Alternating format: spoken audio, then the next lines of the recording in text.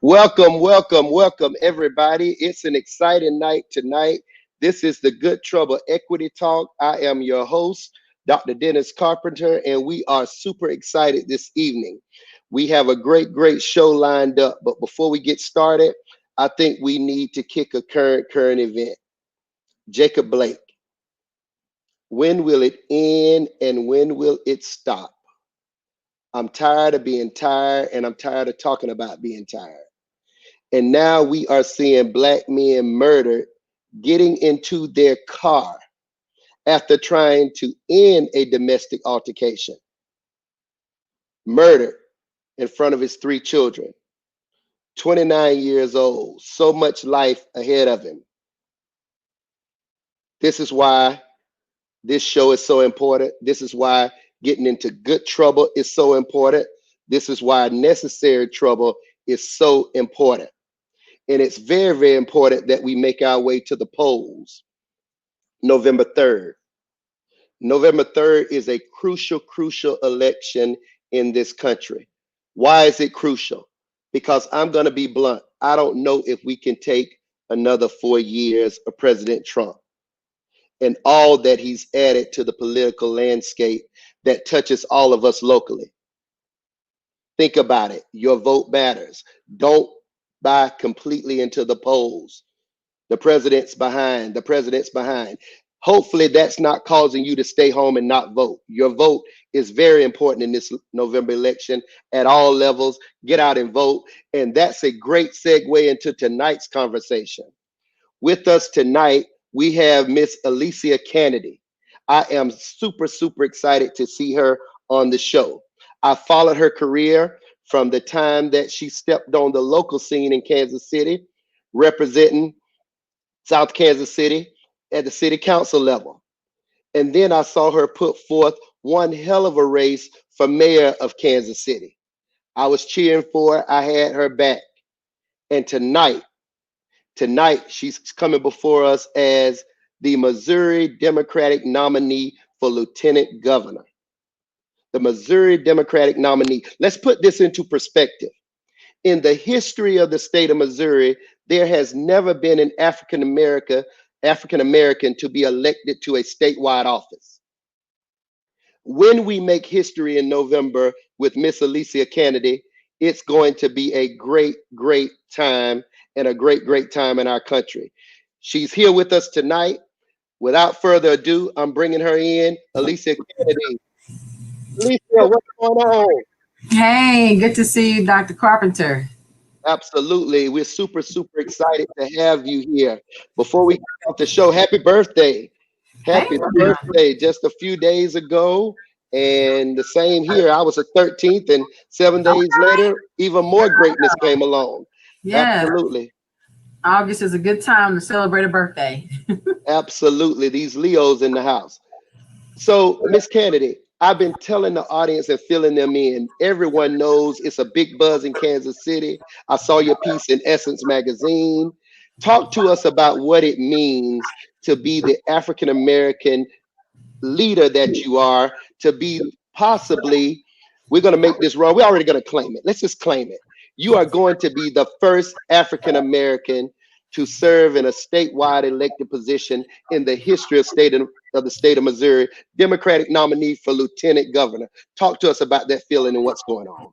I will tell you, many hands make for light work. And that is exactly what this experience has been. Many hands being put to the plow to galvanize many Missourians. We just saw a phenomenal outcome with expanding Medicaid, yes, on two, on August the 3rd. That was the same election cycle when I received almost 75% of the statewide votes for lieutenant governor. I received a historic amount of votes. I'm not the first one to run for statewide office, but I've received the most votes of any person of color that has run for statewide office. And so I think that's very telling of a shift that people are recognizing that it's time for change. And when you want change, change looks different.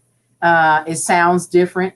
And I'm glad that Missourians are no longer intimidated by that experience. And so we're going to continue to do the work because I believe the role of lieutenant governor in this hour is extremely important because our current sitting governor was the elected lieutenant governor that was put into position because former Governor Greitens resigned from some misconduct. And so people now are able to contextualize, oh, this is an important role, not just ceremonial like the VP position. But not only is it an important role, I want to shed light on the fact that voters have to be mindful about and be intentional about voting down ballot. We vote for president, vice president, you vote for your congressmen, your senators, but you got to get down ballot and vote for these statewide offices, your governor, lieutenant governor, secretary of state, attorney general, your treasurer, because those statewide executive offices are making decisions that impact your everyday life, voting decisions, determining whether we're going to prosecute police officers or not for misconduct, like you just in your opening, whether or not you're going to have funding allocated for early childhood education, or if funding is going to go to affordable housing in your community. And so when we talk about the needs in our community, people won't talk about defund police. Well, you need to vote down ballot, because defunding police means invest in community. And the people who are making those funding decisions are those down ballot candidates. And so I plan to use this platform to inform and engage people. People like to come see Black folks talk. I'm not here to entertain. I don't mind capturing your attention, but I want you to leave my presence informed and understanding your agency and how to make change happen in Missouri. Wow. This is the Good Trouble Equity Talk podcast. I am your host, Dr. Dennis Carpenter. We have Alissia Canady here, and you really hit on lots of topics that I want to take our audience deeper into. Speaking of our audience, the comment field is ready. If you have questions for your candidate, please place them in the comments. I will make sure that Ms. Canady gets a chance to answer your questions. Let's go. So I'm thinking about the national level, and I'm thinking about our soon-to-be VP, Kamala Harris. And when I think about Alissia Canady, I see a lot of parallels there. Prosecuting, attorney, those type things. Is Kamala getting a bad rap? I'm rocking with her and biting all the way down ballot, just like you said. But is she getting a bad rap? Let's talk about it. Well, I don't believe. Well, let me just say that anybody who's desiring to serve in public office, along with that comes scrutiny and the responsibility to be accountable to the people who sent you there. So I think it's fair to assess her record and determine the parts that she did well and areas that she needs to improve. For me to sit here and make a bunch of promises to you on equity and advocacy, and I don't have a body of work behind me. I'm 40-some years old, and I've been in public office for 10 years, and I don't have receipts for that work, then it is what it is. But what I would say about Senator Harris is that she's got receipts of doing work, of advocating for community, making communities of color safer, speaking out for victims, using her platform to evolve on policies that have improved quality of life. As she's got to the Senate, on the only second Black woman I'm aware of to have been elected to the Senate, has been first in many of her own right. And when you're a trailblazer, sometimes you just don't have the foresight of what you don't know, right? So she's made some steps that from a policy perspective, she's realized, okay, that was how they did it. I need to do it better. So she wrote the book Smart on Crime before she became a senator, talking about her evolution on how she learned how we need to do better about impacting community to make change versus just being enforcement oriented. She's proven that in her time on the Senate, the number of issues she's advocated on and how she's demonstrated her commitment to this work. So I think not only is she more than qualified for the position, she's demonstrated her commitment to the work that that Black Americans and those that are serious about social justice are interested in. So I think she's a safe choice. And I think she is one that has engaged the talk about the presidency in a way that Joe Biden had not. Yes. That counts for something. But I also want to clarify that as Black women, we are not the silver bullet. We don't solve it all. We had a Black president, he didn't solve it all. So yes, we've got to show up and support their leadership, but we also have to show up in the off year to make sure that we're able to retain and gain seats in the Senate and in the House so they can get the work done. See, that was a mistake we made with Obama. We showed up late. We said, Obama, I'm with you. We gave us hope. We won't change. And we showed up in '08 and he got in office. And then in the off year, when it really mattered, we didn't show up in 2010. And so he lost the House.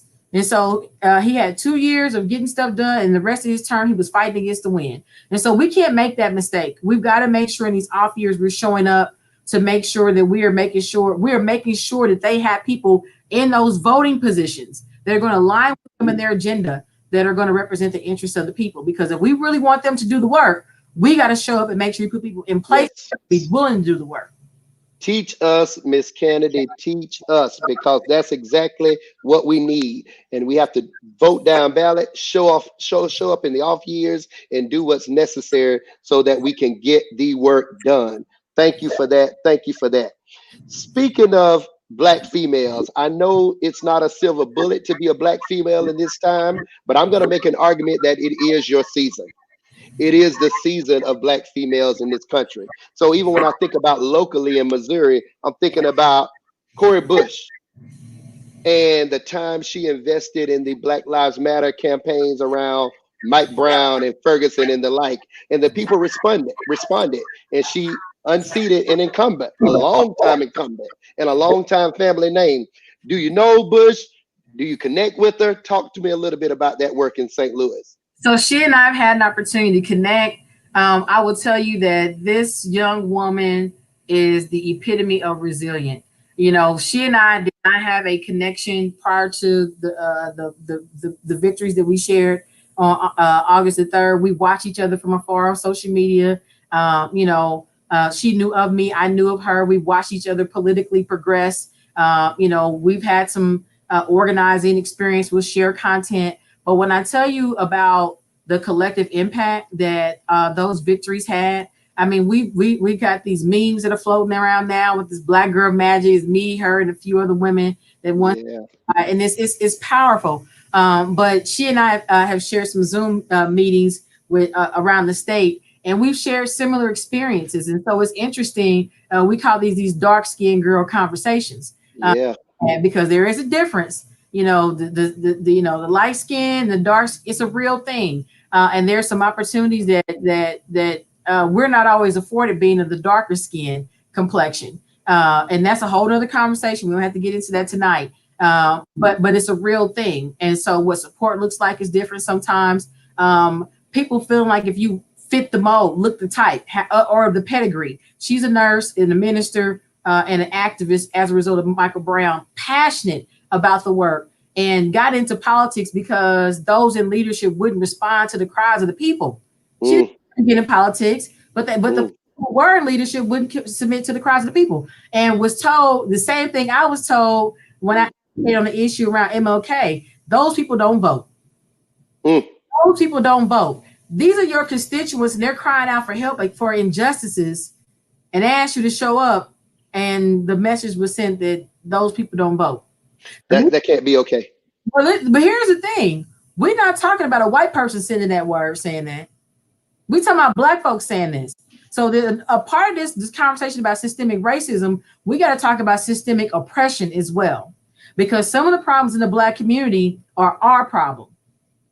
Whether it be education, whether it be economic, whether you talk about resources being allocated or misallocated, we need to have these honest conversations about how oftentimes the folks that we've entrusted to advocate on our needs have shifted their priorities, and we're not taking a closer look at what that looks like. And she did, and she challenged the status quo, and she didn't win the first time, but she kept working at it, and this time she did. But here's what I learned from that, and I believe was a tipping point for her. She kept working at it, even though the odds were against her, but her opponent put out a hit piece on her. Young woman just wanted to do the work of the people, put out a hit piece on her. Her testimony's been, I was working mom, single mom, had hard times, blah, blah, and put out a hit piece about her that she had been evicted a few times in her life. Well, people, a large portion of the constituency you trying to represent are going through evictions. They're asking you for relief in Washington. And then you're going to put this out like how tone deaf. And so I think that was the nail in the coffin in that situation. She won by about 4,000 votes, very narrow margin. But I'm excited for that sister. and I hope she's going to, jump on that treadmill, and then we will root her on, just like we have others when they got there and had to learn their way around DC. Absolutely. And we are behind her. We definitely have her back because she was in the street and she had our back as people during all that's going on in Ferguson. So I'm going to say to all of our listeners right now, tag somebody, share to somebody. Do you realize we have the Missouri candidate for lieutenant governor on the show? And she is teaching us with her conversation what's going on with us statewide and nationally politically. And this is your opportunity to engage.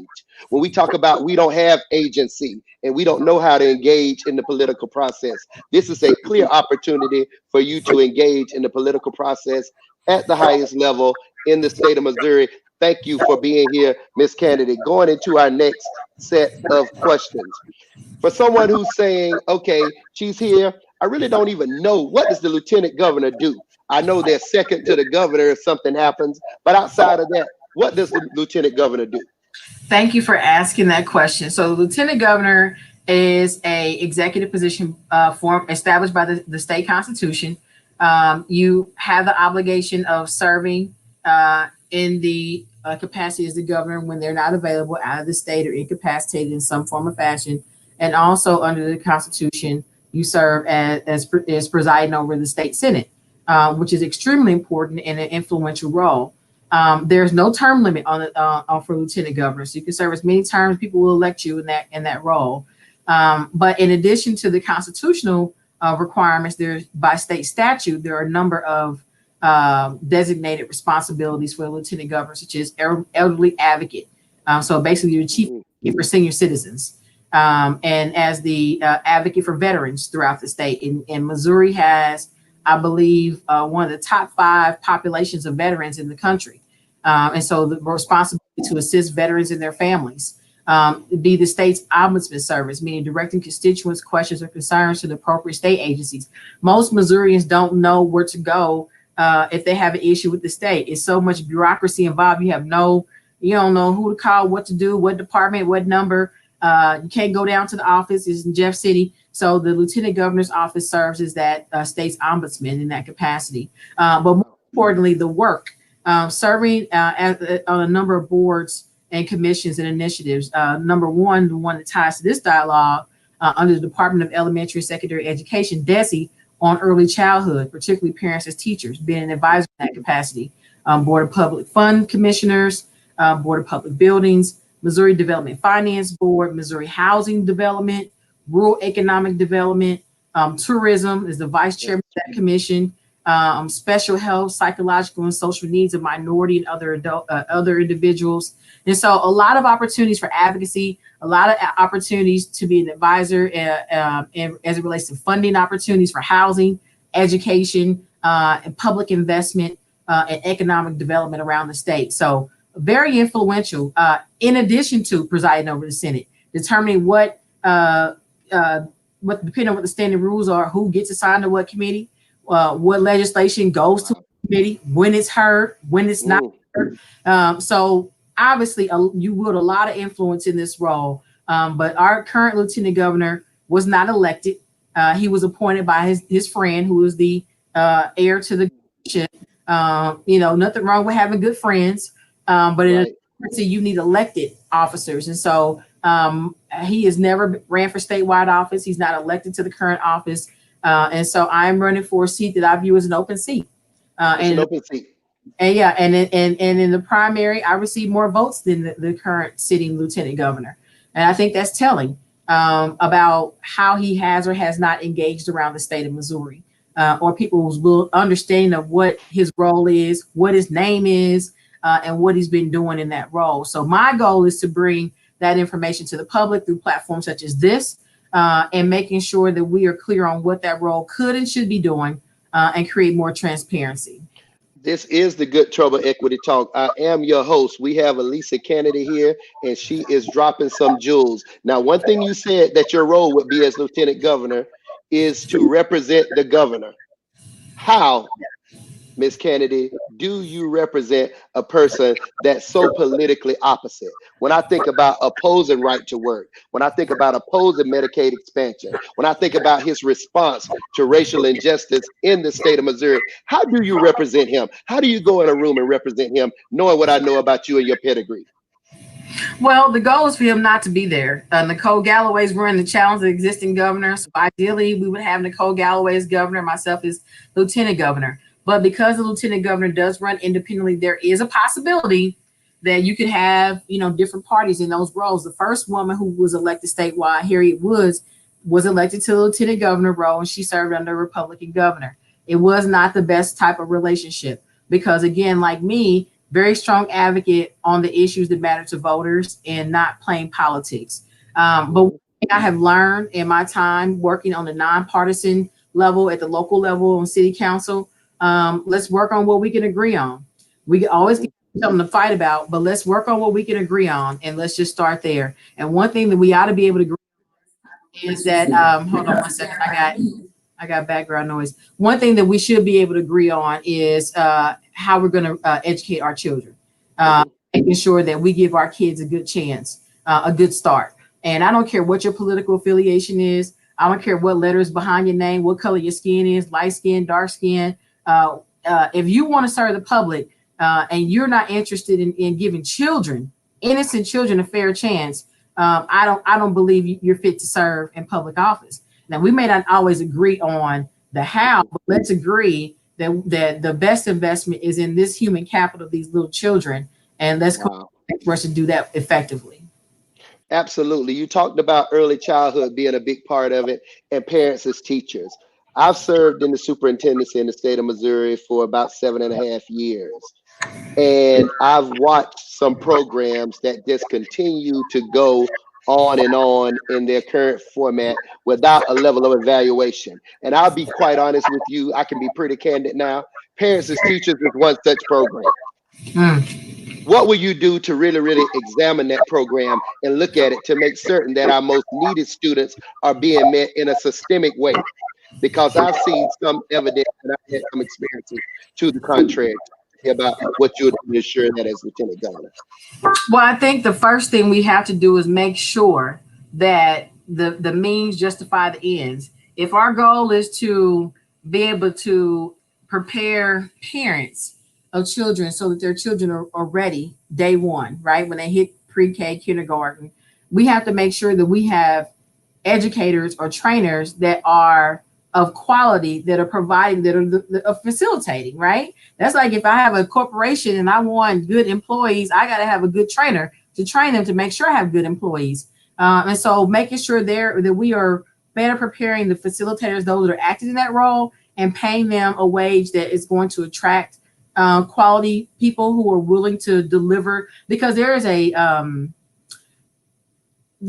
so you have the instructional side, and then you have the side where you have the ability to connect, because parenting is more than just technical, right? You have to have the ability to connect with people, and so they can learn how to connect with their child. And so that's a case by case scenario. Are we engaging people who are professional parents? They may not have the degrees, but they've raised 3 generations of children, and they've all gone and done well and end up in jail. So there has to be a balance. We need those type of parents to know how to parent parents, and you have people who need to know how to educate. So we need to kind of find a way to bridge that gap, number one. And then number two, we have to adequately fund it. We can't keep throwing money at these situations and expecting them to be successful, and we're not funding them properly or equitably. And so I'd like to hear from you. Where do you think the opportunities were in that program? Yeah, so I'll speak on it because I kind of delve deeper, so I will. So I can recall one of my tenures in a district whereby I was looking at the students who were participating in the Parents as Teachers program, and those student participants, based on the eye test, did not represent the demographics of the school district. So I wanted to know a little bit more about how students became a part of that program. What was the demographic percentages, or what was the percentage of African American, white, and Hispanic students in the program? And those figures were brought to me, and lo and behold, they did not represent the demographics of the district. So I got into this conversation about how do kids get these services? How do we make certain that the most needed kids get this service? And what I was told is we have partnerships with a certain hospital. I won't call the name of that hospital. And we do it by word of mouth. And I couldn't say it then, but I'll say it now. That was the most systemically racist response I had ever heard. That was the most systemically racist response I had ever heard. That they're related, that they have a relationship with one hospital, and that we do it by word of mouth. And I know that was not the hospital. It wasn't research. It wasn't research, right? So we got to be careful when we designate these resources and we don't critique these programs along and along and along. We have a long question from our audience, but we're going to go for it. Let's do it. A year ago, the NAACP issued a travel warning for African Americans traveling to Missouri. In your upcoming role as Lieutenant Governor, how would you use your influences to create a more inclusive Show Me State for all Missourians and those wanting to visit and do business with our state? Real talk, Sean Kirkwood. Let's hear from our next Lieutenant Governor. All right, Brother Sean, thank you for the question. As the role of Lieutenant Governor, one of my major responsibilities is the Vice Chairman of the Tourism Budget Department. And so I think it's important that we are able to address and dispel these stereotypes that come along with the challenges of driving while Black, doing business while Black, living while Black in the state of Missouri, as we continue to be the fifth deadliest state for Black men in the country, as we continue to see high rates of gun violence in our major cities, as we continue to see the education disparities, and we continue to see the wealth gap of Black and brown families at a and disparities in health at a disproportionate rate. We've got work to do. So I can't tell you as vice chair, I'm away with magic wand, but I can tell you I'm committed to the work, and we got a lot of work to do. And I served on the health commission at the city of Kansas City, when we delved into a number of these issues about equity. And there's a term that said health in all policies, meaning we need to look at the impact of health in all of our policies. I think we need to look at the impact of racism in all of our policies, because many of them have a disparate impact by nature of the service delivery, by nature of the procurement processes, by nature of who the decision makers are, by nature of who we're contracting with as a consultant to give us the data that we're using, by nature of the stakeholders we invite to the table. So we've got to begin to shift a number of those things, but it all goes back into having representation in the room, because I've been the only in many settings, but I've been mindful that I'm in that space to add value to the conversation, not just be glad I'm in the room. And so what is that? That looks like saying, okay, this is how we've always done it, like you mentioned with the partnership with the parents as teachers, but there's a better way. Let's look at broadening our scope of how we're going to do this, or let's evaluate what we're doing. Is it meeting the outcomes that we want? Because sometimes people are reluctant to change, and you have to, help them, prove up your case of why change is needed. Let's what do we really want to accomplish here? Let's look and see if we're really meeting the needs effectively, and let's identify some of the partners that can help us get there. I think as it relates to the tourism aspect of it, Missouri's got work to do. We can start by electing the first Black person statewide. This is 2020. Wow. 100 years in the history of this state. And I'm here to tell you that there's not been lack of effort. But there is opportunity right now, and I'm excited about people being open to change. And I think that the primary election was telling, because there were counties that supported Medicaid expansion that we didn't think would. Greene County, Springfield, Missouri supported Medicaid expansion. So we have areas that we are realizing, people are recognizing we've got to do some things differently, and they're not intimidated by what change could look like. Matter of fact, there's an active conversation around race in Springfield, Missouri, more active than there is in Kansas City, Missouri. So I'm telling you, there is a remnant of people that are asking and crying out. St. Louis, they're busting down doors, windows, and whatever else, because they're saying change can't wait. That's how we got Cori Bush. Yes. City, we go with the trends. And so as St. Louis goes, Kansas City goes. And so I think we're on the right track, and we can't let up, regardless of who's in the White House, regardless who's in the governor's house. We cannot let up on this work after November the 3rd. No, this is the Good Trouble Equity Talk. We have Alissia Canady with us tonight. We are super excited.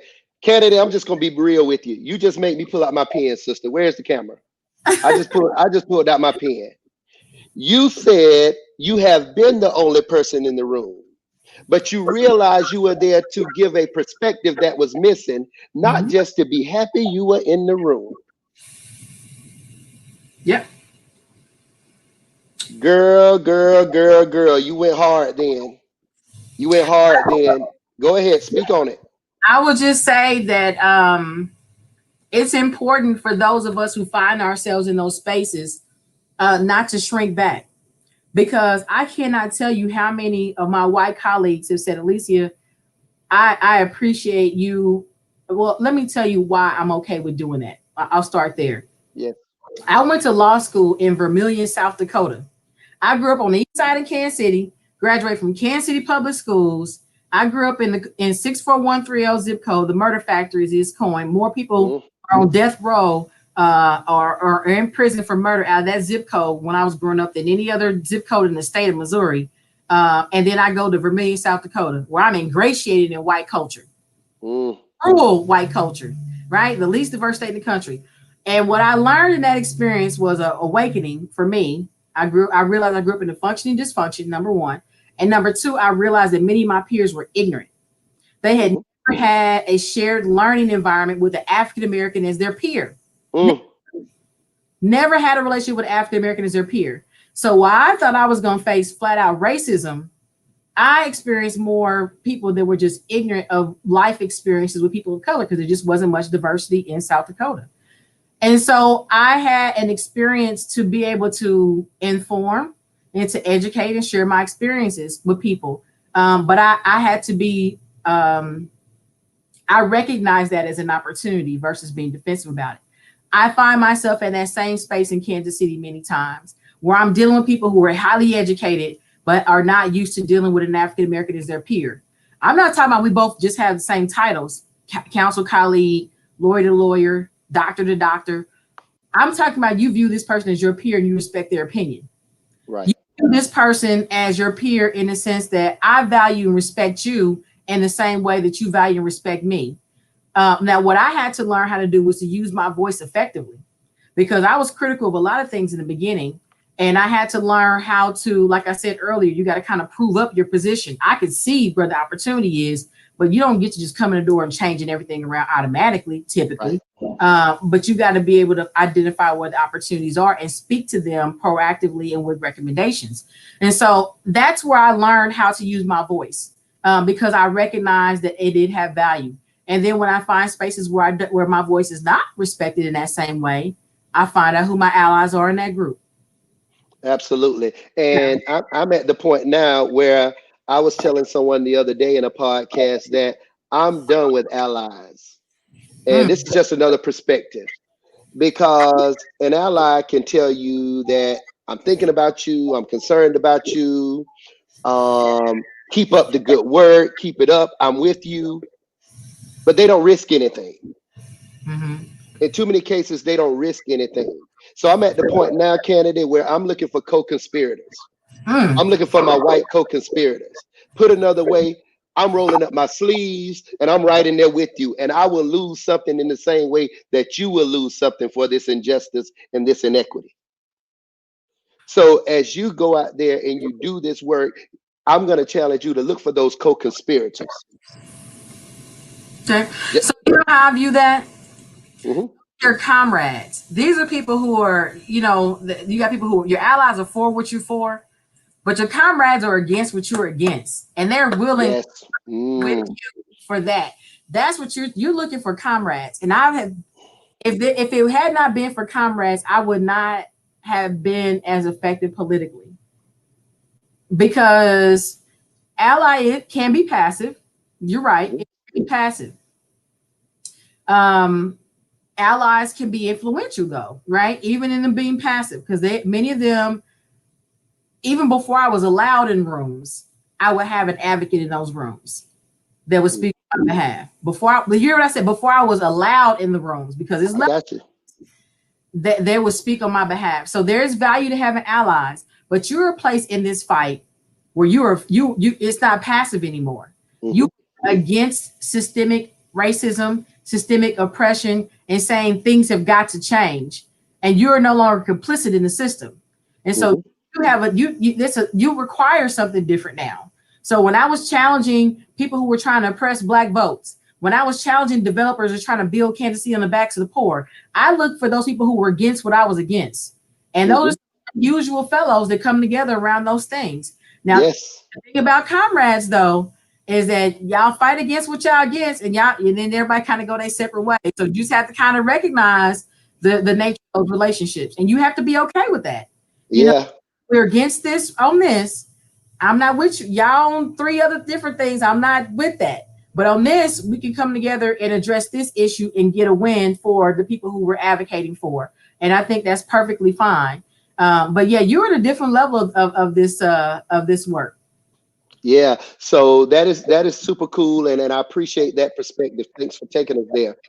Let's dig into some social issues. I started off talking about Jacob Blake Mhm. as a sister who loves black men, whether they be partners, whether they be uncles, whether they be dads, whether they be siblings, kids. What do you tell black men in a time such as this as it relates to interaction with law enforcement? I'm praying for you, my brother. I had a conversation with a gentleman in St. Louis, Gerald Christmas, very prominent attorney, social activist, worked hard to help Kim Gardner get reelected. I mean, brother, he puts in work, right? And I said, in this movement that we're in right now, the Black Lives Matter movement, you got this Black Girl Magic movement. Where are the men at? He said, Kennedy, let me tell you, brothers are under so much pressure right now. They're under so much pressure right now, and it's not that they don't want to do the work, but it's almost like a mental health kind of thing where they just so overwhelmed with what's happening that you almost kind of paralyzed in a way. And I can see that, because you think about it, in these marches, in particular in Kansas City, most of the people out there are white or black women. But if those bodies were black men, it might be bloodshed by now. So their mere presence, it brings a whole nother energy. And sometimes as women, we got to hold up the hands, hold down the fort, or whatever it takes to get the breakthrough so they can stand up and be in position where we need them to be. Because we need them to be safe. We need them to be employed. We need them to be in their homes, raising their children. But we've got to deal with a number of systemic issues to help them get there. I Wow. family law in a limited scope on some cases, and I can tell you, the brothers that are trying to fight for their children, that are, the system is overwhelmed. I mean, we have all the mechanisms that we need in place to be able to strengthen families, but right now they're not working together to do that. So you got family division of child support doing enforcement. You got division of social services doing enforcement and investigations. You got the children's division, who this governor cut over 200 positions to, people that are in the system that are not being effectively monitored in a way. And we're not using these current systems to be able to strengthen families and put them intact. You got dad with a child support order, child in the system, no visitation arrangement between the two. Dad don't have Mm, a lawyer. I mean, it's just so many things, but it all goes back to the family. And I believe that we can do everything that we can to support our men, to help them get in the best place of positioning, because this work is heavy work and it's not meant for women to do it on our own. I don't care. I'm a strong black woman, but I it is got it. Yeah. on my Yeah, own. Period. man. And I like the way you shared both of those perspectives. When I think about, you're right, it's not for you all to do it alone. I stood there and I beat the pavement during the protests in Kansas City. I went and beat the pavement in Houston during George Floyd's death. But it's exhausting. It's It is. not just exhausting, it's also scary, because when you look at the value that's placed on the life of the black male. So I appreciate you sharing the attorney's perspective, because I understand the stress that the black male is under. Thank you for your thoughts relative to that. But he's right. In the immortal words of Pimp C, it's getting to be a full-time job just trying to stay alive. Mm. Is for a black man, it's getting to be a full-time job just trying to stay alive, whether it be cops. And also, let's talk about the homicide rate in Kansas City. I mean, I love Mayor Q, and he's got some good things going on. He inherited this problem, and I know we got the dynamic going on relative to the chief and Chief Smith.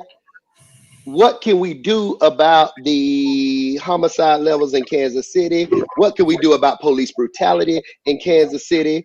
You know, what can we do about the no snitching piece in Kansas City? What can we do about little kids who from time to time are gunned down and caught in the middle of this violence? Man, it's a tangled web. And I've sat on the sidewalk all night and watched the investigation into the death of Angel Hooper. Mm-hmm. I've been there in that work. I've stood on the news and called her killers who hid cowards. And my wife said, you better shut your mouth on the news saying that. You might be next. Once again, Pimp C, is to do this work anyway, it's getting to be a full-time job.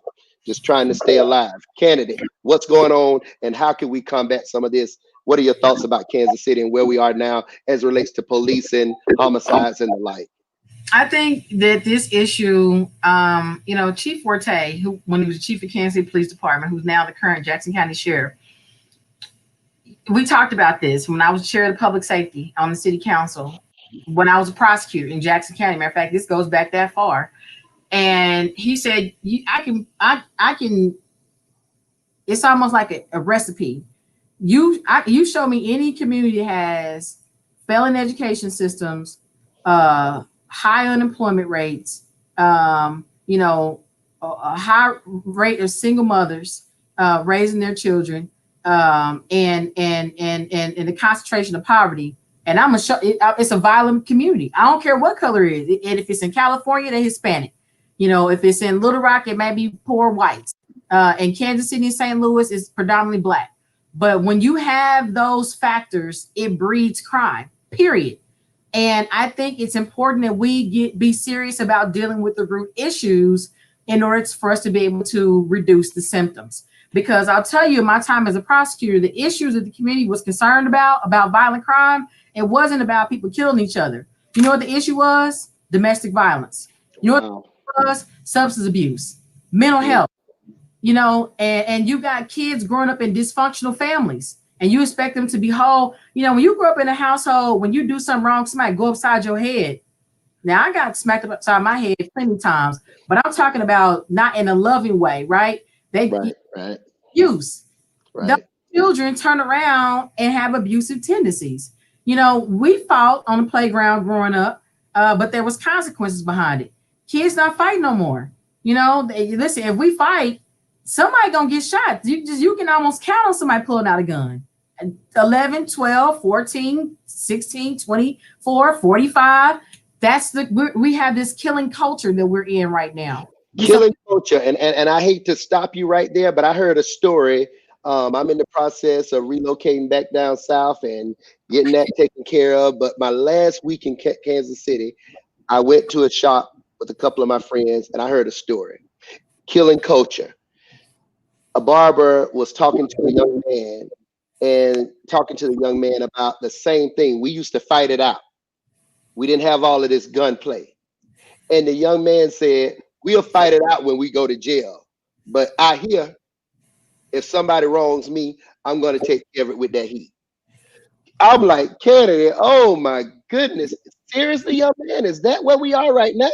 I'll fight him when I go to jail because I won't have a weapon. But right now, I'm going to take care of this with a weapon. My people, we got to do better than this. We have to do better than this. We are better than this. We come from a lineage that is way better than this. But you have to realize that you're talking to a group of people, you know, and most of these people are probably 40 and under, by and large, 40 and Absolutely. 30 and under. They grew up in a different time. I grew up when Snoop Dogg, NWA, you know, all that, you know, F the police. I grew up with all that. But the time I had Big Mama was like, you better cut that mess down. You know, there was a balance to it. So we heard, but you still had those old school roots. It was like, we're not doing that. You turn that mess down. You go church on Sunday. You did still some values that were being instilled in us. So we were introduced to this thug life, but we still had traditional values that we were held to. This generation, the kids don't have that balance. They unchurched. Their social norms are predominantly violent, and their peer pressure is a lot different than what ours were. You know, my parents talked about we couldn't play with kids that didn't go to church. Well, you got a whole group of kids don't even go to church. And I'm not saying church is this somehow end all be all, but when you talk about someone that is willing to commit depraved heart murder, like they did to that little girl, Angel Hooper. Mm-hmm.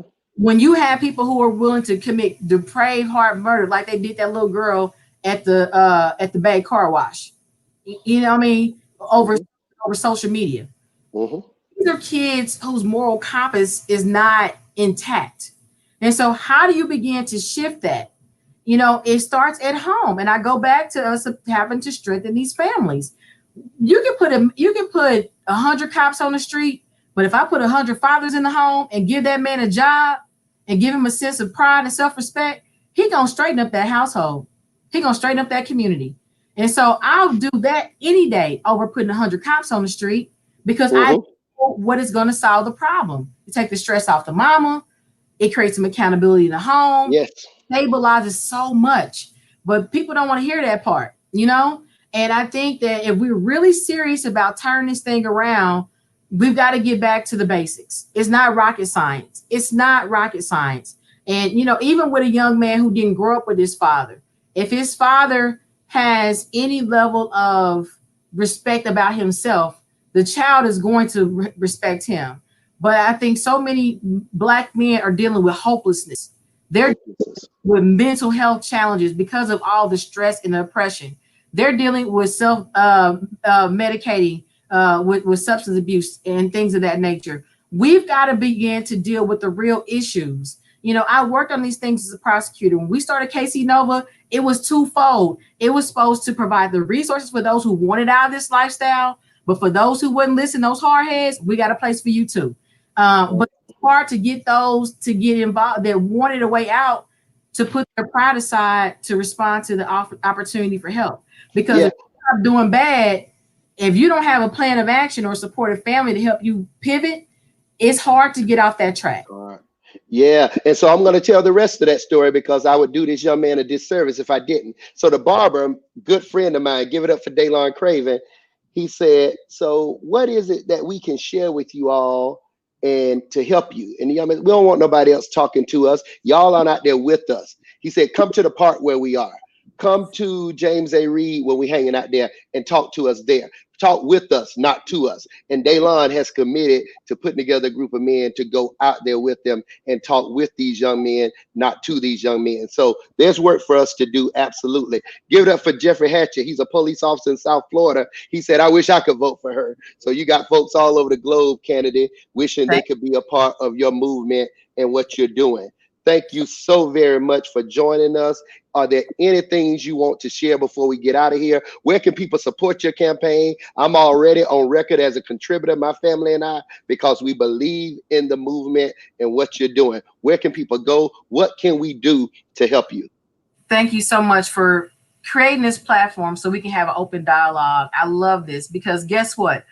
People like you and I aren't looking at political ads. We turn the channel.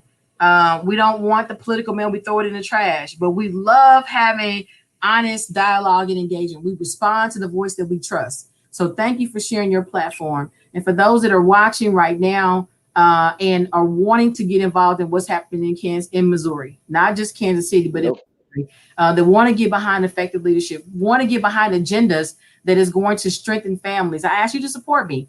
You can go to my website, Canady for Missouri, and that's Missouri spelled out.com. Sign up to get updates, donate $5, $500, $2,650. I can use your support message around the state. But in addition to that, share with your friends and family. November 3rd is a national election, the presidential election.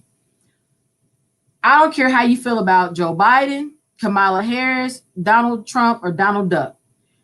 I'm asking you to find the issue that you care about on this ballot. Education, find out what candidates support education. If it's strengthening families, find out which candidates support families.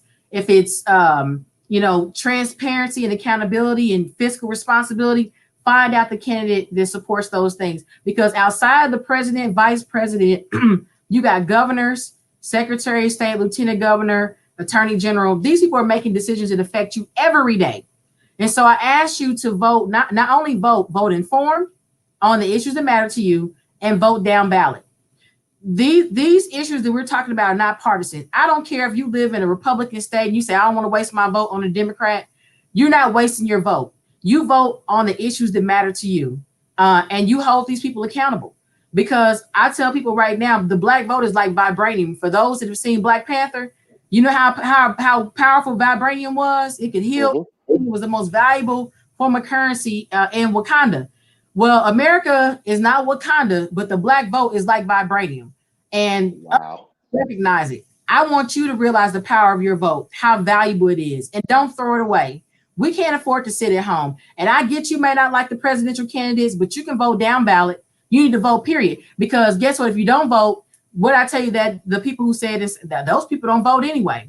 And they not lying. Mm-hmm. And so Mm-hmm. my message to people is go vote on what you care about, and then let's continue to work on the other stuff.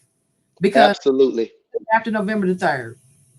Get out there, vote November 3rd. I don't know about anybody else, but for me, it's going to be the biggest college block party ever. We got Kamala Harris and her HBCU background. Candidate, I haven't made a batch of blue juice as a Sigma in a long time, but I think November 3rd, I'm making a cooler blue juice because we're voting, and that's the biggest HBCU party of the year, November 3rd. Get out and vote. If you're in Missouri voting down the ballot, take a strong, strong look at my girl, Alissia Canady, for Lieutenant Governor. Thank you for being here. Good Trouble Equity Talks, up and out. Thank you all. We'll be back next Monday. Thank you. Have a good night. You too.